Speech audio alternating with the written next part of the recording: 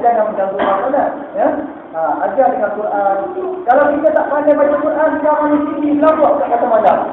Kan? Kita tak pandai nak ajar anak kita baca Quran, hantar kat rumah ustaz-ustazah. Kan? Tak perlu bayar, tak perlu bayar, tak apa. Kan? Kalau nak pergi hantar rumah bayar, tapi tak galak lagi hantar kat dalam tengok. Kan? Kan? Nak sedar kan? Kalau kita tak reti nak ajar pun, sini ada sekarang ni. Tapi kita tak ajar anak kita dengan itu, bukan kita ni lah, kita tu. Kita tak jauh tu. Ya, kita ajar anak kita dengan ustaz. Kita ajar anak kita dengan cerita orang putih. Bangun pagi-pagi kan cerita orang putih lah. Kan? Dah orang sibuk dengan kata Doraemon, Pokemon, benda lagi kan, macam-macam lagi. Kan? Kita ajar anak kita dengan benda itu. Sebab itu bila anak membesar, dia ikut apa yang kita ajar. Tapi kalau anak-anak ini membesar dalam suasana yang penuh dengan keagamaan dalam rumah tangga kita, dengan solat, dengan sembahyang, dengan zikir, apa ni dengan Al-Quran, kan? Pasal TV, pasal radio, kalau kita tak reti jangan baca Quran. Kan?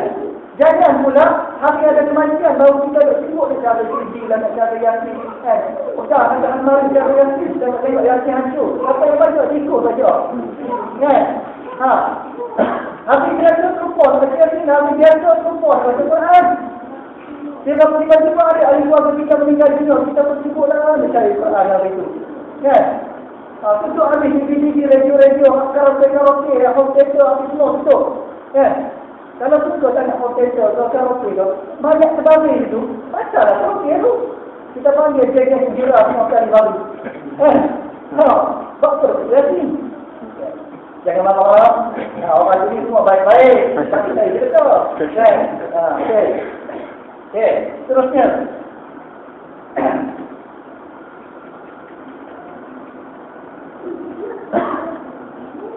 Rasulullah berjalan lagi. Dan melihat satu kumpulan manusia yang hanya memakai kain tutup depan untuk belakang dia. Tutup depan untuk belakang dia. Dan makan pula makanan yang digit. Makanan yang digit kita tahu macam-macam makan daging bulat ke apa tak tahu lah. Apa orang. Ya. Maka ditanya, Rasulullah tanya mereka, Jibril kata, inilah manusia yang tidak menaikkan zakat. Tidak menaikkan zakat. Ya. Zakat saya selalu sebut dalam kuliah-kuliah ini kan. Zakat mana-mana pun, saya kenakan tentang zakat ini. Ya, zakat pertanian. Apabila tak mandi, apabila sampai musim menuan, berapa-berapa. Unsur 1/10 kita kena keluarkan zakat. Kita kat sini tak ada zakat tadi. Orang tegak ramai zakat tadi. Ya. Kawin ke zakat? Kawin tak kena. Itu mazhab Syafi'i tahu tak kena. Nikah tak kena. Ya, tadi dia kena. Apa ni perniagaan? Kita bela lembu cukup 15 ekor. Maka kita kena keluarkan seekor anak lebih jantan yang berumur 1 tahun ke atas. Kita bela kambing cukup 40 ekor, kena keluarkan seekor anak kambing betina. Dapat keluar saya. Kemudian kita bela unta cukup 2 ekor, kena keluarkan seekor. Kemudian apa ni? Bela ayam 3 beban. Tak kena zakat. Kan? Bela ayam 3 beban tak kena zakat. Tapi kalau kita jadikan ayam itu untuk perniagaan, maka termasuklah ayam itu dalam zakat perniagaan. Zakat perniagaan pula. Ya, zakat perniagaan pula. Okey.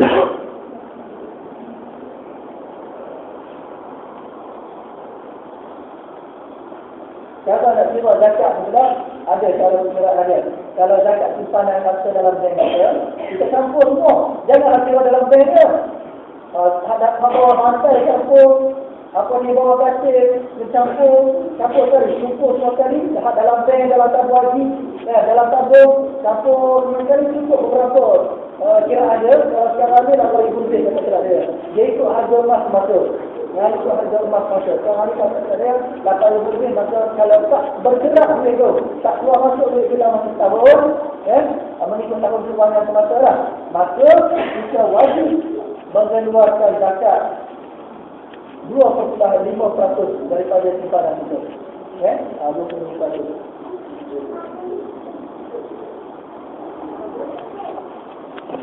Rasulullah berjalan lagi melihat sekumpulan manusia yang makan daging mentah, yang tak masak. Maka ditanya kepada Jibril, kata, inilah manusia lelaki yang memiliki isteri yang halal tapi dia cari orang lain. Pergi tukang golok. Pergi setengah jam. Pergi kat Indon. Cari wanita-wanita yang tidak halal. Bukan tak tanya tak mikir ulama kan. Apa ni buka urus. Kata nak mengurus. Lepas mengurus dah macam-macam dia lagi. Okey? Tapi herannya kenapa dia boleh berluasa? Kenapa dia boleh berluasa? Dia apa? Tangkap, bertambah lagi. Tangkap, bertambah lagi. Macam mana? Sebab itu saya selalu katakan bahawa kita ni di bumi Allah SWT ni, kalau nak ikut dosa yang kita lakukan, manusia yang melakukan dosa dengan manusia yang melakukan amal soleh, barangkali banyak lagi manusia yang melakukan dosa. Tapi dengan sebab rahmat Allah, sebab kita ditermasuk dalam umat Nabi Muhammad, dia bagi peluang kat kita nak bertaubat. Kalau zaman-zaman dulu, kalau engkau saja perintah Tuhan tak percaya kepada ajaran Rasul, terus diturunkan bala pada masa tersebut juga.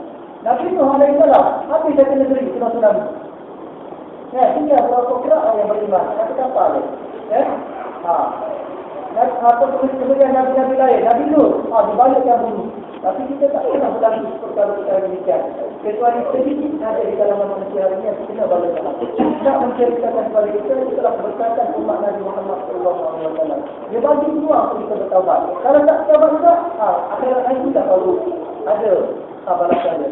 Ini telah diberkatkan umat Nabi Muhammad.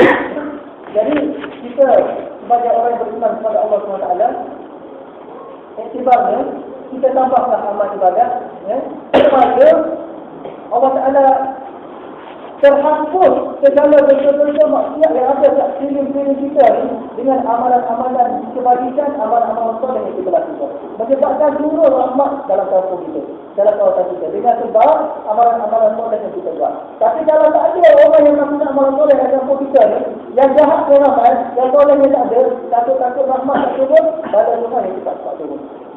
Tapi kita harap orang-orang alim ini sentiasa beribadah kepada Allah, sentiasa berjuang dan berjihad dengan Allah, berdakwah manusia, menyeru manusia kepada Allah. Mudah-mudahan terhapuslah, tertimbul segala kebaikan-kebaikan, kejahatan-kejahatan dengan amalan para ulama itu, para orang-orang soleh, para orang-orang soleh.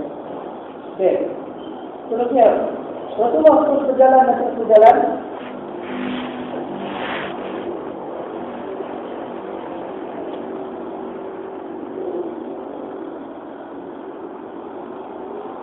Dilihat oleh Rasulullah sekumpulan manusia yang berenang dalam darah dan darah.